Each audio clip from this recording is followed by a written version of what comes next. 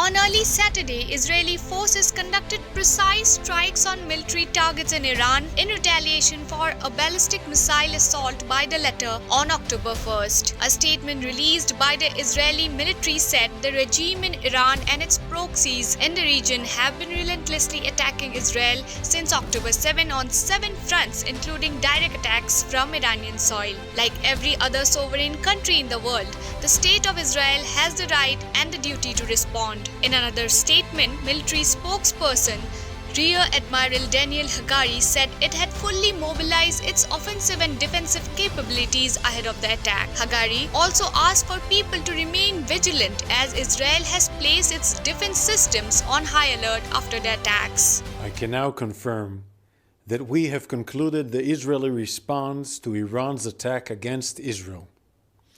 We conducted targeted and precise strikes on military targets in Iran, thwarting immediate threats to the state of Israel.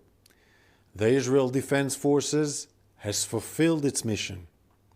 If the regime in Iran were to make the mistake of beginning a new round of escalation, we will be obligated to respond.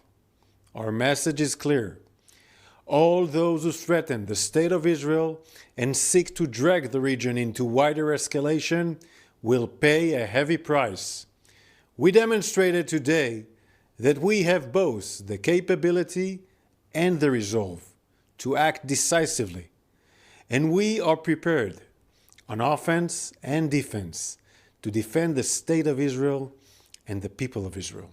The Iranian state had earlier stated that any strike on their country would be dealt with stronger retaliation. The Israeli offensive comes amid US Secretary of State Antony Blinken's visit to Israel to mediate between the countries in the Middle East and achieve a ceasefire. A US defense official told the BBC that Washington had been informed of the operation beforehand but has denied its involvement in Israel's strikes in Iran that happened early Saturday. Israel also carried out some strikes in Syria early Saturday and people in Damascus heard the explosions. Since late September, they have been targeting what they claim are Hezbollah terror targets in both Syria and Lebanon. There's also been some serious backlash after they launched a strike at a journalist compound on Friday, which tragically resulted in deaths of 3 journalists in southeast Lebanon.